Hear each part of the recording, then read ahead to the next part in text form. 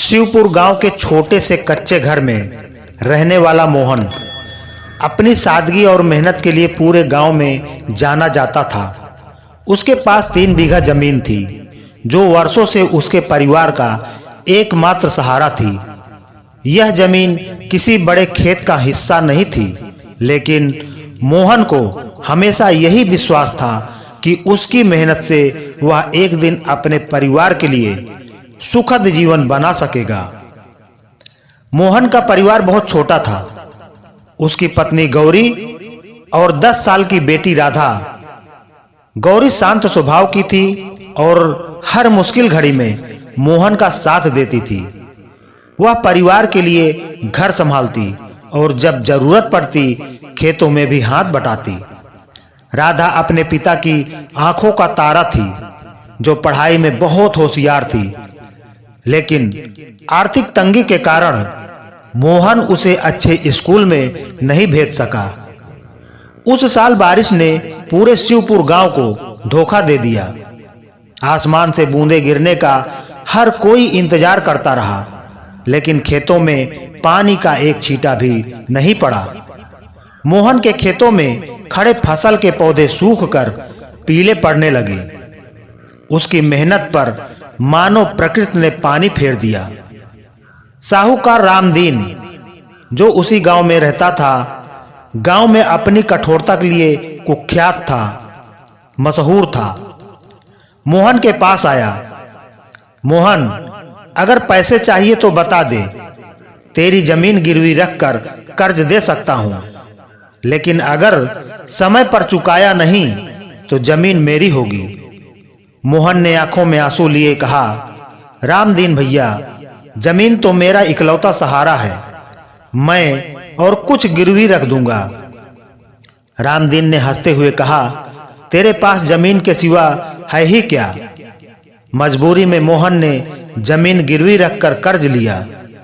उसने उस पैसे से कुछ बीज और खाद खरीदे, लेकिन बारिश की कमी से सब बेकार कर दिया। इन्हीं परेशानियों के बीच मोहन की पत्नी गौरी बीमार पड़ गई। घर में दवा के लिए पैसे नहीं थे। मोहन ने गांव के वैद्य को बुलाया, लेकिन वैद्य ने कहा, गौरी को ठीक करने के लिए जड़ी बूटियां लानी होंगी। यह आसान काम नहीं है और समय भी ज्यादा लगेगा।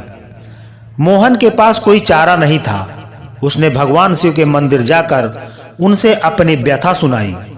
हे भोलेनाथ, मैं क्या करूं? मेरी मेहनत का फल नहीं मिला। मेरी पत्नी बीमार है और मेरी बेटी के भविष्य पर अंधेरा छा गया है।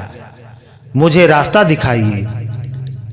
गांव के लोग मोहन के संघर्ष को देखते थे, लेकिन मदद करने के बजाय कुछ उसका मजाक उड़ाते। मोहन को लगता है कि भगवान उसकी मदद करेंगे। भगवान भी तभी मदद करते हैं जब खुद मेहनत का रास्ता दिखाओ। एक बुजुर्ग ने कहा तो दूसरे ने ठहाका लगाते हुए कहा, इतनी खराब किस्मत है इसकी, भगवान भी इसका भला नहीं कर सकते। मोहन ने सबकी बातें सुनी, लेकिन किसी के तानों का असर अपने मन पर नहीं पड़ने दिया। उसने ठान लिया था कि वह हर हार नहीं मानेगा। खुद पर भरोसा और भगवान से प्रार्थना। हर रात जब सब सो जाते, मोहन अपने घर के आंगन में बैठकर भगवान से प्रार्थना करता। उसकी आंखों से आंसू बहते, लेकिन उसका विश्वास कमजोर नहीं होता। हे प्रभु, आप पर मुझे पूरा भरोसा है। चाहे कितनी भी मुश्किलें आएं, मैं मेहनत करूंगा, लेकिन मुझे एक संकेत दे दीजिए, मुझे रास्ता दिखाइए। मोहन की यह प्रार्थना मानो आसमान तक पहुंच गई।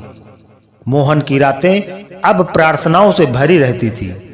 दिन भर खेतों में काम करने के बाद जब थक कर वह बिस्तर पर लेटता, तो उसकी आंखों में भगवान शिव के दर्शन की उम्मीद और विश्वास होता। एक रात जब मोहन गहरी नींद में था, उसे अचानक एक रहस्यमय सपना आया। सपने में भगवान शिव अपनी पारंपरिक रूप में काले आकाश में तैरते हुए दिखे। उनका शरीर नीलमणि आभा से चमक रहा था और उनका तीसरा नेत्र कभी न कभी खुलने वाला था। भगवान शिव ने मोहन से कहा, मोहन, मेरी कृपा तुम पर है। तुम्हें अपने गांव के पास एक पुराना जलाशय मिलेगा जो वर्षों से छुपा हुआ है। वह जलाशय तुम्हारी समस्या का समाधान करेगा। तुम उसे खोजो और वह तुम्हारी मेहनत का फल देगा। मोहन ने आंखें खोली और उसका दिल तेजी से धड़कने लगा। उसे यकीन था कि यह कोई साधारण सपना नहीं था, बल्कि भगवान की ओर से एक संदेश था। उसने अगले ही दिन घर में बैठकर गौरी से कहा, गौरी, मुझे एक रास्ता मिला है। भगवान ने मुझे संकेत दिया है। मैं जलाशय की खोज करने जा रहा हूं। यह वही जगह है जहां से हमें पानी मिलेगा और हमारी समस्याएं हल होंगी।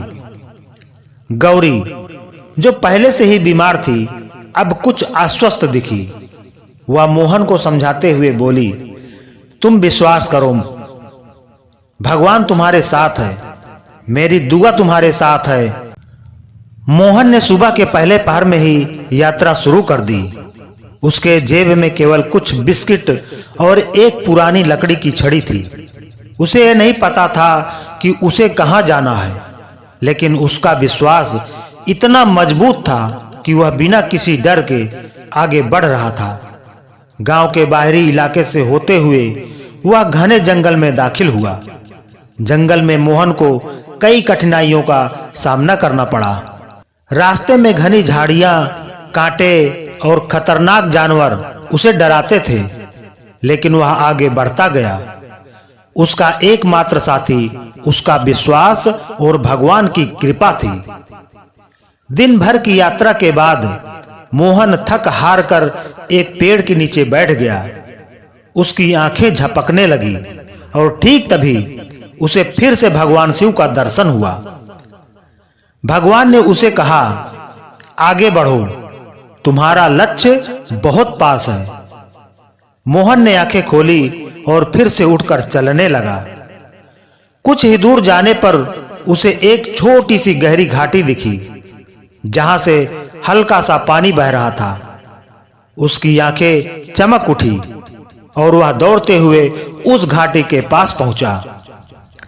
वहां एक पुराना मगर साफ जलाशय था, जो अभी भी पानी से भरा हुआ था। यह वही जलाशय था जिसका भगवान ने उसे सपना दिखाया था। मोहन ने पानी से भरे इस जलाशय को देखकर खुशी से उछलते हुए भगवान का धन्यवाद किया। उसे महसूस हुआ जैसे भगवान की कृपा सचमुच उसके साथ है। उसने उस जलाशय से पानी ले जाने के लिए गांव तक एक नाला बनाया, जिसके माध्यम से पानी को गांव तक ले जाया जा सका। इसमें उसकी बहुत मेहनत करनी पड़ी तथा वह अपनी मेहनत में सफलता हासिल किया और पानी को गांव तक लेकर आया। वापस गांव पहुंचते ही मोहन ने पहले गौरी को जलाशय के पानी से राहत दिलाने के लिए उसे पिलाया। गौरी की तबीयत थोड़ी बेहतर होने लगी। मोहन ने पानी का कुछ हिस्सा गांव के खेतों में भेजा। इस पानी से खेतों की मिट्टी फिर से हरी भरी हो गई। धीरे धीरे गांव में खुशहाली लौटने लगी। जलाशय का पानी न केवल मोहन के खेतों में बल्कि पूरे गांव के खेतों में जीवन संचारित करने लगा। जब गांव के अन्य किसानों ने यह देखा तो वे भी मोहन से पानी लेने आने लगे। गांव के लोग मोहन के इस संघर्ष और विश्वास को देखकर बहुत प्रभावित हुए। साहूकार रामदीन, जो पहले मोहन का मजाक उड़ाता था, अब उसके पास आकर बोला, मोहन, तुमने सही रास्ता चुना। अब मुझे लगता है कि भगवान सच में तुम्हारे साथ हैं। मोहन ने उसे शांति से जवाब दिया, रामदीन भाई, यह सब भगवान की कृपा है। उन्होंने मुझे रास्ता दिखाया और मेरी मेहनत का फल दिया। यह कोई चमत्कार नहीं है, यह विश्वास और मेहनत का परिणाम है। गांव में समृद्ध लौट आई। मोहन के खेत फिर से हरे भरे हो गए। गौरी की तबीयत ठीक हो गई और राधा को स्कूल भेजने के लिए पैसे जुटाने का मोहन का सपना भी पूरा हुआ।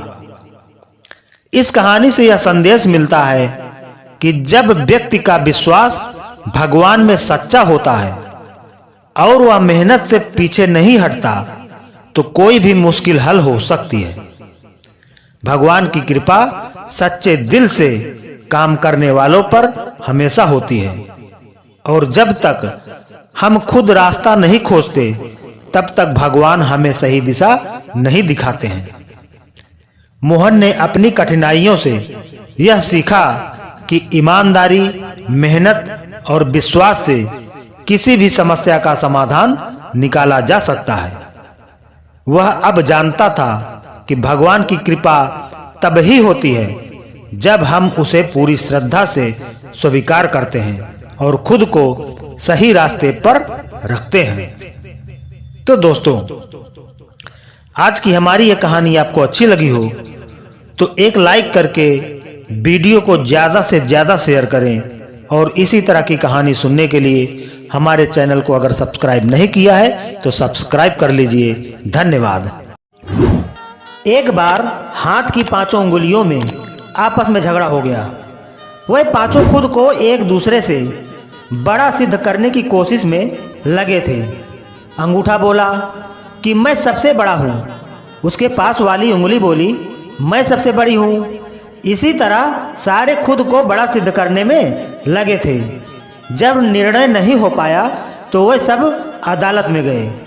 न्यायाधीश ने सारा माजरा सुना और उन पांचों से बोला कि आप लोग सिद्ध करो कि कैसे तुम सबसे बड़े हो। तब अंगूठा बोला मैं सबसे ज्यादा पढ़ा लिखा हूँ क्योंकि लोग मुझे हस्ताक्षर के स्थान पर प्रयोग करते हैं। पास वाली उंगली बोली कि लोग मुझे किसी इंसान की पहचान के तौर पर इस्तेमाल करते हैं। उसके बाद उसके पास वाली उंगली ने कहा कि आप लोगों ने मुझे नापा नहीं, अन्यथा मैं ही सबसे बड़ी हूँ। उसके पास वाली उंगली बोली मैं सबसे ज्यादा अमीर हूँ क्योंकि लोग हीरे और जवाहरात की अंगूठी मुझी में पहनते हैं। इस तरह सभी ने अपनी अलग अलग प्रशंसा की। न्यायाधीश ने अब एक रसगुल्ला मंगाया और अंगूठे से कहा कि इसे उठाओ। अंगूठे ने भरपूर जोर लगाया लेकिन रसगुल्ले को नहीं उठा सका। इसके बाद सारी उंगलियों ने एक एक करके कोशिश की लेकिन सभी विफल रहे। अंत में न्यायाधीश ने सबको मिलकर रसगुल्ला उठाने का आदेश दिया तो झट से सबने मिलकर रसगुल्ला उठा दिया। फैसला हो चुका था। न्यायाधीश ने फैसला सुनाया कि तुम सभी एक दूसरे के बिना अधूरे हो और अकेले रहकर तुम्हारी शक्ति का कोई अस्तित्व नहीं है, जबकि संगठित रहकर तुम कठिन से कठिन काम आसानी से कर सकते हो।